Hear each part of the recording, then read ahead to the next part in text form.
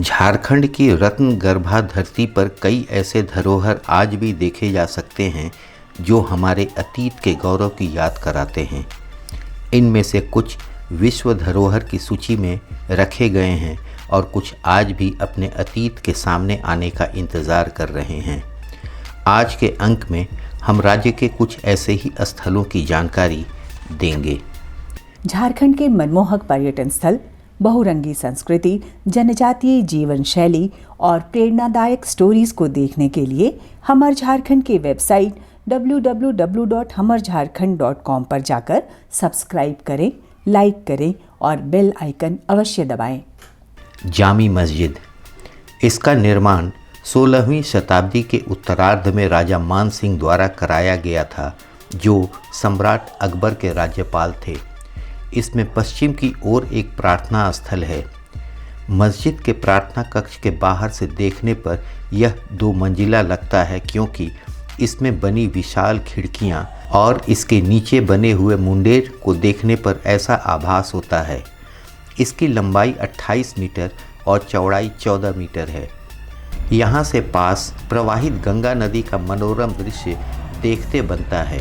संगी दालान, साहेबगंज जाने के रास्ते में पड़ता है संगी दालान। इसके निर्माण के बारे में कहा जाता है कि इसका निर्माण 1580 से 1600 ईस्वी के बीच में राजा मान सिंह द्वारा कराया गया था। गंगा के तट पर बसा अपने शांत वातावरण के कारण यह पर्यटकों को पसंद है। बारादरी, साहेबगंज जिले के राजमहल जाने के मुख्य मार्ग के उत्तर में गंगा नदी के तट पर बारादरी स्थित है। इस भवन का अवशेष 18 × 16 मीटर लगभग 295 वर्ग मीटर के चबूतरे पर बना है।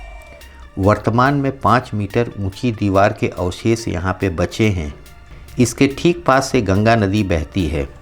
पलामू किला, यह बेतला नेशनल पार्क से 5 किलोमीटर और परवाडी से 19 किलोमीटर दूर औरंगा नदी के तट पर बसा एक पहाड़ी के ऊपर स्थित है। राजधानी रांची से इसकी दूरी 160 किलोमीटर है। इसका निर्माण चेरो राजा मेदिनी राय ने अपने पुत्र प्रभात राम के लिए कराया था। विशेषज्ञ इसके दरवाजे को नागपुर शैली का कहते हैं, जिसकी ऊंचाई 40 फीट और चौड़ाई 15 फीट है। खुखरागढ़, राजधानी रांची से 50 किलोमीटर दूर बेड़ो प्रखंड में है खुखरागढ़। यह कभी नागवंशी राजाओं की राजधानी हुआ करती थी। झारखंड सरकार के पुरातत्व विभाग द्वारा कई वर्ष पहले वहां अन्वेषण का काम शुरू किया गया था। यहां 12वीं सदी के खुखरागढ़ किला का अवशेष मिला। वहां पर एक मंदिर परिसर भी मिला, जिसका पुनर्निर्माण 14वीं सदी में किया गया था। इसके साथ ही कुछ पुराने सिक्के और मिट्टी के बर्तन आदि भी मिले। सारे कार्य को डॉक्टर हरेंद्र प्रसाद सिन्हा और उनकी टीम द्वारा बहुत मेहनत से किया जा रहा था, परंतु सरकार की उदासीनता के कारण आज यह फिर से खंडहर बन गया है।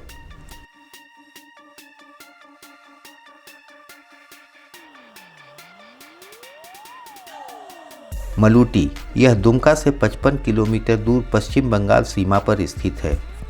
यहाँ 108 मंदिरों का निर्माण नानकर राज्य के राजा बाल बसंत ने कराया था। वर्तमान में यहाँ 72 मंदिर हैं, जिसमें 58 शिव मंदिर हैं।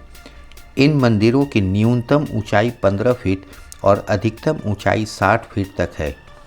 मंदिरों की दीवारों पर टेराकोटा शैली की चित्रकारी है, जिसमें रामायण और महाभारत की कथाओं के चित्र अंकित हैं।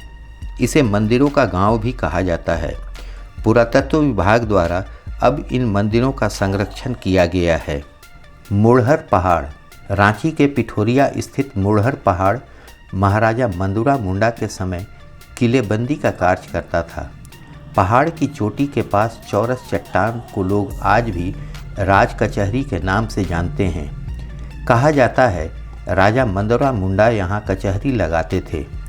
पहाड़ पर मुड़हर बाबा अर्थात सिर रहित भगवान शिव और माता पार्वती की पूजा यहाँ आने वाले पर्यटक करते हैं।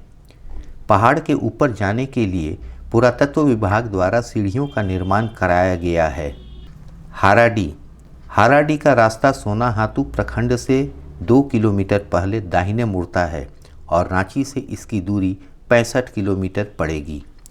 यहाँ पुरातत्व विभाग को प्राचीन मंदिरों के कई अवशेष मिले जो यहाँ साक्ष्य के रूप में देखे जा सकते हैं।